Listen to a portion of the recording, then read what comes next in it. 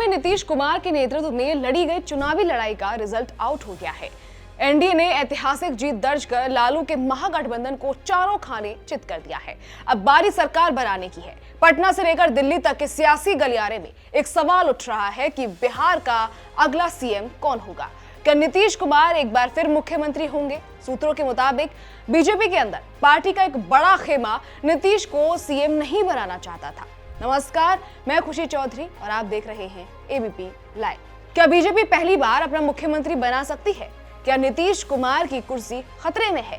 क्या बिहार में सत्ता का खेल बदलने वाला है? बिहार चुनाव के दौरान पीएम मोदी, अमित शाह और जेपी नड्डा की हर रैली और हर इंटरव्यू में एक शब्द आप बार बार सुन रहे होंगे कि एनडीए नीतीश कुमार के नेतृत्व में चुनाव लड़ रहा है।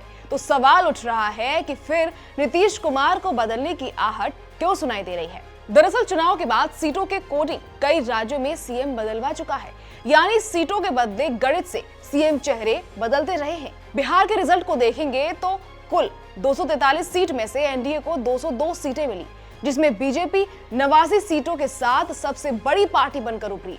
फिर जेडीयू के खाते में 85 सीटें आई। चिराग पासवान की एलजेपीआर को 19 सीट, जीतन राम मांझी की एचएएम यानी हम को 5 सीट और उपेंद्र कुशवाहा की आरएलएम को 4 सीटें मिली।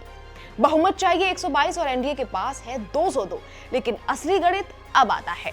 अगर जेडीयू को हटा दिया जाए तो भी बीजेपी प्लस बाकी छोटे दल यानी चिराग पासवान, मांझी और उपेंद्र कुशवाहा की पार्टी मिलकर 117 सीटें होते हैं, जो बहुमत से सिर्फ 5 कम है।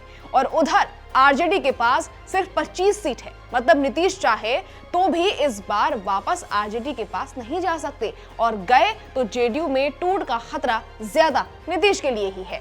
यानी दो बातें बिल्कुल क्लियर हैं। बीजेपी थोड़ी सी जोड़ तोड़ से बिना नीतीश कुमार के भी सरकार बना सकती है। नीतीश के पास बीजेपी छोड़ने का इस बार कोई सुरक्षित रास्ता नहीं है। वो बीजेपी को ब्लैकमेल करने की हालत में नहीं है। नीतीश ने 2 बार बीजेपी को मझधार में छोड़ा है। अब बारी बीजेपी की है। अगर वो सियासी हिसाब बराबर करना चाहे तो कर सकते हैं। अब आते हैं नेतृत्व के खेल पर। महाराष्ट्र में चुनाव लड़े गए एकनाथ शिंदे के नेतृत्व में सीएम बने देवेंद्र फडणवीस। मध्य प्रदेश में चुनाव लड़े गए शिवराज सिंह चौहान के नेतृत्व में सीएम बने मोहन यादव। और हर जगह भाषा एक ही, नेतृत्व में चुनाव लड़ रहे हैं। बिहार में भी बीजेपी ने यही कहा है, नीतीश के नेतृत्व में चुनाव लड़ रहे हैं। लेकिन रिजल्ट के बाद महाराष्ट्र और मध्य प्रदेश में नेतृत्व बदल गया। जब शाह से पूछा गया सीएम कौन बनेगा तो जवाब आया, नेतृत्व नीतीश का है, फैसला विधायक दल करेगा।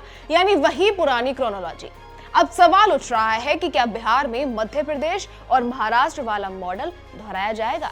हालांकि बिहार में एक फर्क है जो खास बनाता है, अलग बनाता है। वो ये है कि नीतीश कुमार की पार्टी जेडीयू के 12 लोकसभा सांसद एनडीए सरकार के लिए बेहद अहम है।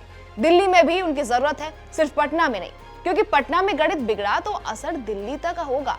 हालांकि खबर है कि बीजेपी का एक बड़ा खेमा नीतीश को सीएम नहीं बनाने का दबाव भी बना रहा है। सूत्रों के मुताबिक बीजेपी इस उधेबुन में फंसी हुई है। एक फॉर्मूला ये भी है कि नीतीश अभी तो सीएम बने, लेकिन बीच में नेता बदल जाएगा और बिहार में पहली बार बीजेपी का सीएम बने। कल देर रात यानी 15 नवंबर जेडीयू के वरिष्ठ नेता दिल्ली में अमित शाह से मुलाकात कर चुके हैं। खबर है कि अंतिम फैसला अब पीएम मोदी को लेना है।